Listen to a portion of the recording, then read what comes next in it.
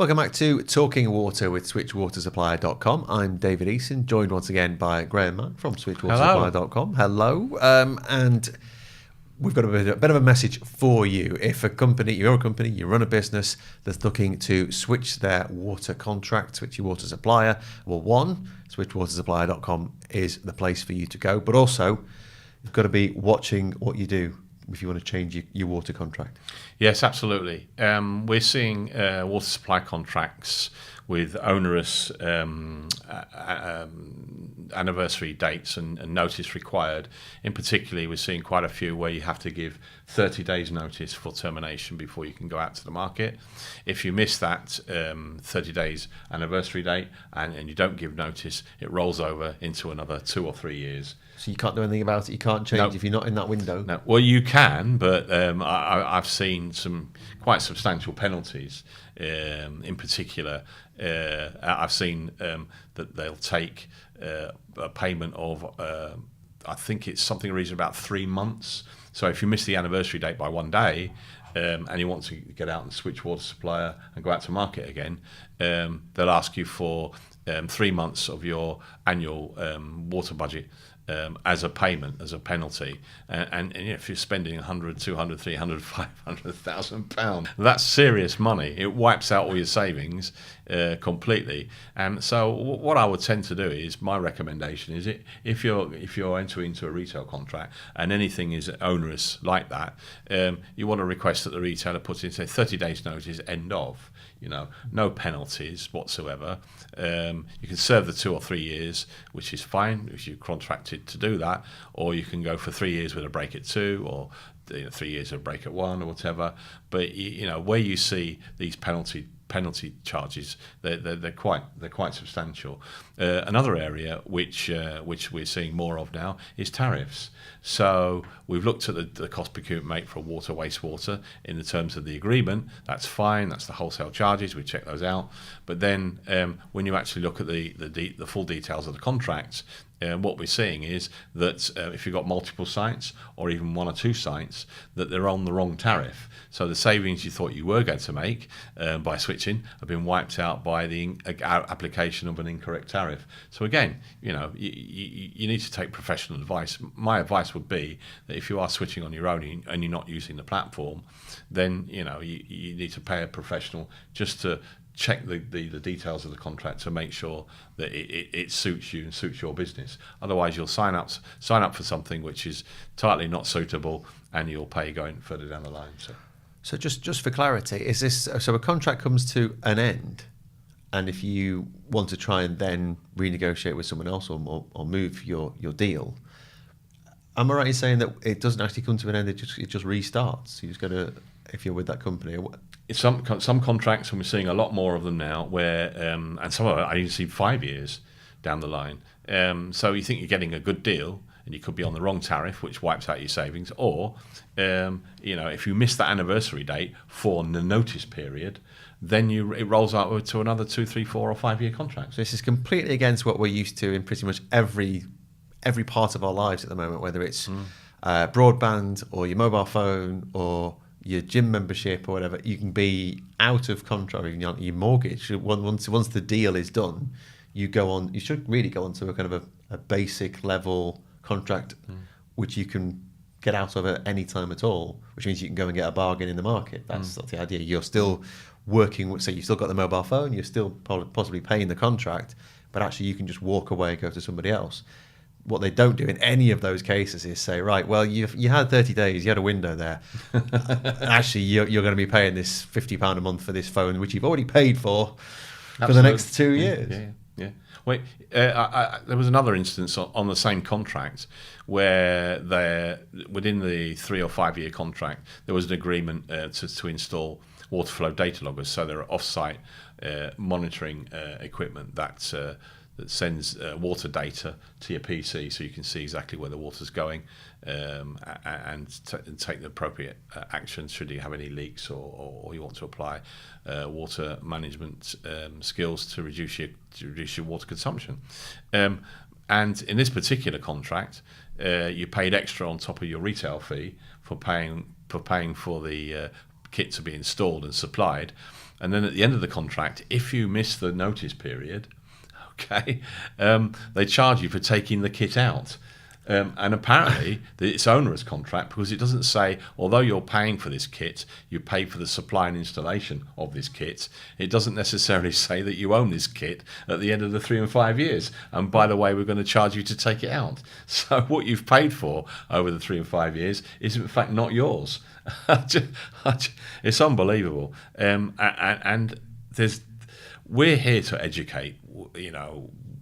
We do post a lot of content on LinkedIn and social media, but there's so many pitfalls in the water retail market at the moment that I really urge businesses to take more professional advice and not necessarily listen to a broker who's just trying to sign you up on a procurement deal. You know, get professional advice, satisfy yourself that the business that you're dealing with is a water industry expert and not maybe an energy broker who's doing water on the side. And that might sound majorly critical on my part, but we do have a number of partners in the water industry sector, water consultants, energy consultants, who use the platform because they recognise that, you know, the value of using the platform and the market expertise that we do have to ensure those customers get a good deal, but also to make sure that their contracts are fit for purpose and suit the business, rather than these onerous penalties for coming out of a contract early. And they're quite serious money.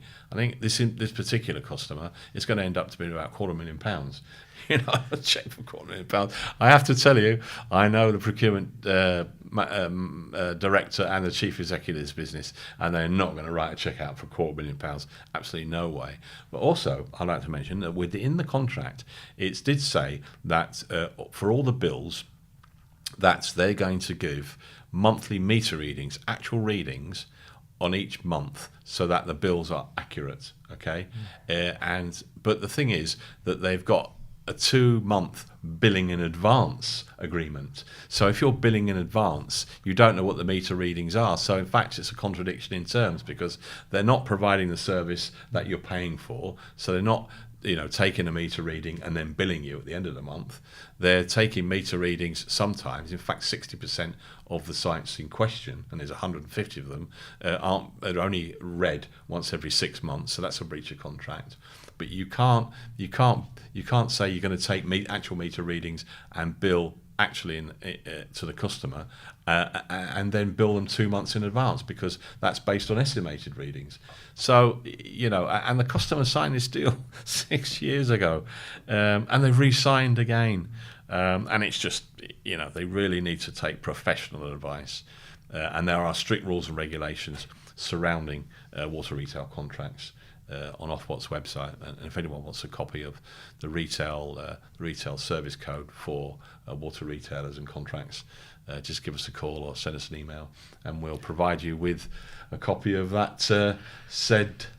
Sounds like incredible bedtime reading, but he's the man actually who'll read it for you. And I suppose this is the service that you're providing. If someone is in that kind of contract and is seemingly hands tied, I think you've already found a couple of loopholes to get through some contracts and get out of them, but it's very difficult to get out of a contract without that fine-tooth comb that we're talking about on a regular basis. There are deals to be done. Normally when it's shown that their contract is onerous, most good retailers will look at it a good light. But at the end of the day, you know, my advice is that work hard to get the water retail contract right from start to finish, and you won't pay at the end of it, you know.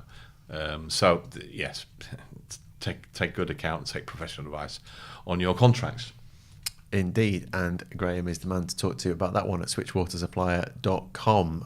What have we got? Any other news from this month of positives from who you've been helping out to sort their water supplies out? Yes, we've got increased interest from residential care sector. That's probably to do with the partnership agreement between switchwatersupplier.com and Care England.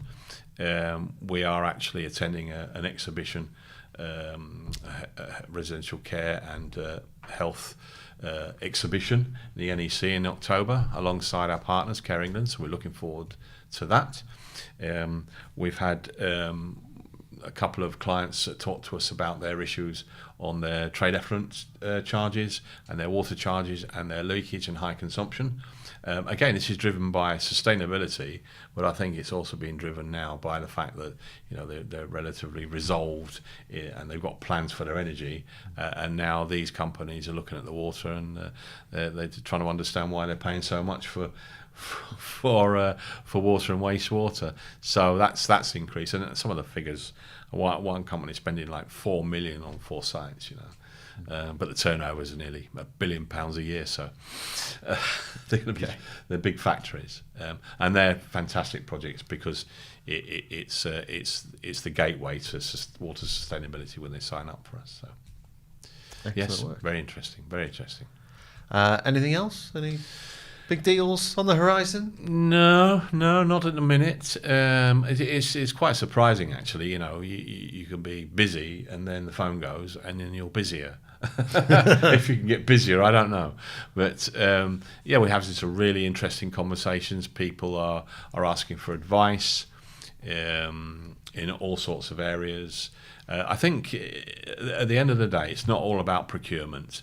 You've got to get your procurement and your water contracts right first, get your billing right, build your database. Once your database is built and you can see all the charges and they become more transparent, then you can start driving down the costs.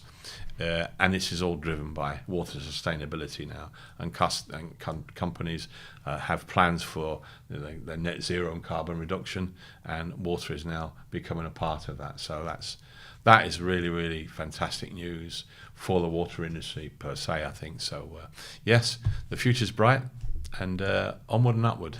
Onward and upward. And of course, if you need help either looking at your water contracts or you're thinking of switching your water supplier, if you hadn't thought of switching your water supplier, because the main question is we always pitch is, did you know that you could switch your water supplier if you're a business in England, Scotland, Wales? But not Wales. But not Wales. Okay, England, Scotland. Then it's switchwatersupplier.com. I never get that right with Wales. We'll be back with more Talking Water soon with myself and Graham Mann. We'll see you next time.